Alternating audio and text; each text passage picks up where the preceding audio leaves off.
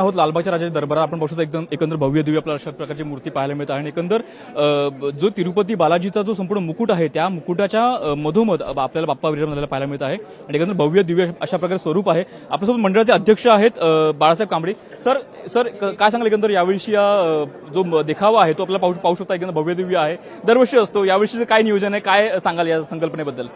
लालबागच्या राजात ही जी वात्सल्यपूर्ण आणि मंगल मूर्ती जी दिसते ती यावर्षी तिरुपती बालाजी या बाप्पाच्या मुकुटाचा मुकुटचा जो आकार आहे त्या आकारामध्ये विराजमान झालेली आहे। सुवर्णमय मुकुट आहे तो आणि बाप्पा देखील सुवर्ण महालातच विराजमान झालेला आहे यावर्षी।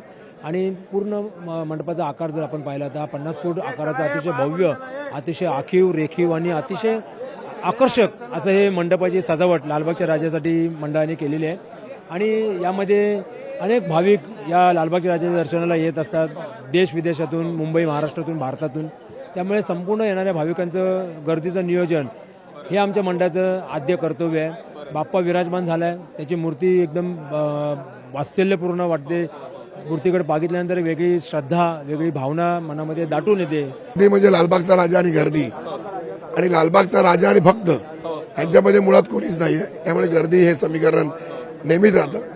आणि आज तिरुपती बालाजी हे देखील विश्वाचं श्रद्धास्थान आहे आणि आम्ही देखील एक लालबागच्या राजा संपूर्ण टीमची संकल्पना होती त्या साकारलेली आहे। यावर्षी अशा भावना आहेत की आज आपला सगळा निर्णय लेट झाला, प्लॅस्टरच्यामुळे आमचे गणपती लेट झाले आणि सर्वात मोठं चॅलेंज होतं की जिथे लालबागच्या राजाला आम्ही जी फॅमिली कुटुंब, माझे भाऊ वगैरे आम्ही सगळे मिळून जेव्हा राजा घडवतो त्या कमीत कमी 40 ते 50 दिवस घेतो। यावर्षी फक्त 3 आठवड्यामध्ये म्हणजे 20 ते 22 दिवसामध्ये आम्ही राजा घडवलेला आहे। आणि जसं आम्हाला मंडळाचं कायम सहकार्य असतं, आज त्यांनी पण आम्हाला एक सपोर्ट केला। त्यांनी सांगितलं की काही नाही, आपण करू शकतो। लालबागच्या राजाचे मूर्तिकार संतोष कांबळे यांनी आपली भूमिका, आपल्या भावना व्यक्त केलेली आहे आणि एकंदर 11 दिवस बाप्पाच्या दर्शनासाठी भाविकांनी यावं आणि बाप्पाचा आशीर्वाद घ्यावा अशा प्रकारे आवाहन देखील त्यांनी करताना पाहायला मिळत आहे। कॅमेरा विनीत पेंडेकरसह भूषण शिंदे, लोकशाही मराठी, मुंबई। प्राईम टाइम मध्ये घेत आहोत एक छोटासा ब्रेक, लगेचच परत येतोय।